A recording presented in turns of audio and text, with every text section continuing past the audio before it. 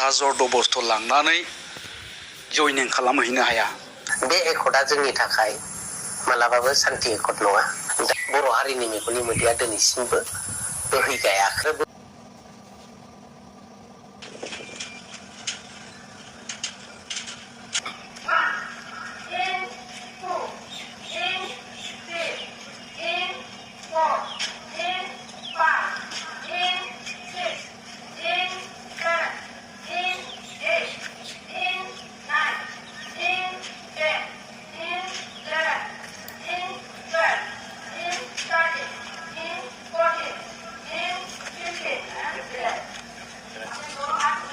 किसुमान बाथ्राखौ बिथांमोना आंखौ बुंनो थिननायलाय आं किसु बाथ्राफोरखौ आं बुंनो गोनां सिएम प्रमद बर' सारखौ लोगो हमनो थांदोंमोन।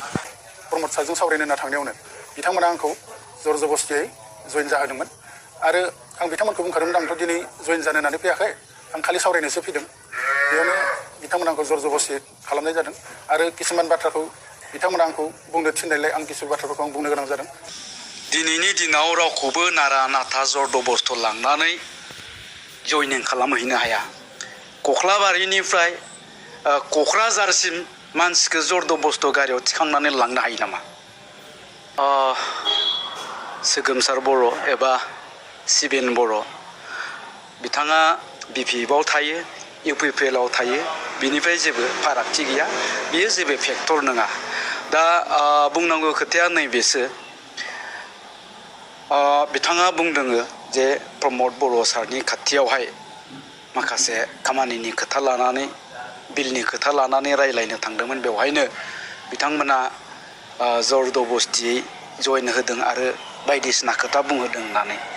दा खोथाखौ खोनानानै सिबिननि जानानै एक्सुवेलि आङो लाजिनोसो ओंखारदों। दा जियानो जा प्रमद बर' सारा बिटिआरनि सासे सिएम हिसाबै बिथांनि खाथियाव थिखादारफ्रा थाङो, थिखानि खोथा लाना बिलनि खोथा लानानै रायजो राजाफ्रा थाङो, माखासे ओनसोलनि समस्याफोरखौ लानानै।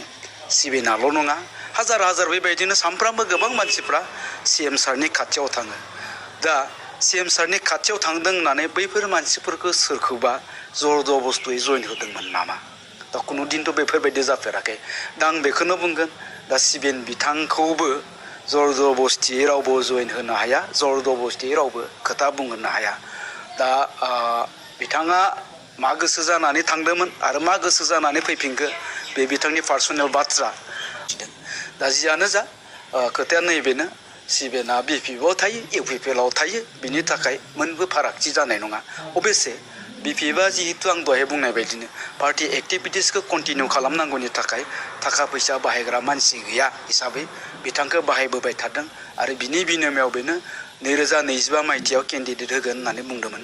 दा गुबै खोथाया जाबाय मा, आं नैबे खोथाखौ साननानै मोनदों 2025 मायथाइयाव बिपिएफनि थासारिया जुदि मोजां जायोब्ला बे खुनु दिनावबो टिकेट मोना सिबिएन बर'आ, बिथाङा गावनो लिरनानै लाथों। जुदि थासारिया गाज्रि थाबाय थायोब्ला दा थानाय बायदिनो केन्डिडेटआ बेनो जागोन आरो थासारिया बेबायदिनो थाबाय थागोन। ओंखायनो जानोबो हागौ सिबिएनआ केन्डिडेट, बे गिदिर बाथ्रा नङा। बेखिनियानो।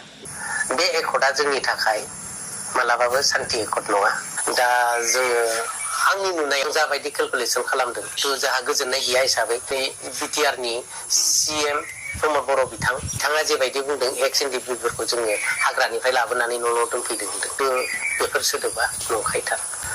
दा बिथाङा न' फैयालासे जोबथेसालियावसो दोनहरदों, जों बेखौसो बुंनो हायो। बेनिखायनो बर' हारिनि मेगननि मोदैया दिनैसिमबो बोहैगायाखै, बोहैगानायबो नङा। दा बेनिखायनो जों सिन्था खालामनांगोन आरो किसुमान दफाफोरखौ गोबां इन्टेलेक्सुवेलफ्रा बुजिजोब्बाय आरो दिनै बे एग्रिमेन्टनि कपि दिनै फारि फारि बयनिबो मबाइलाव गुगोलाव जों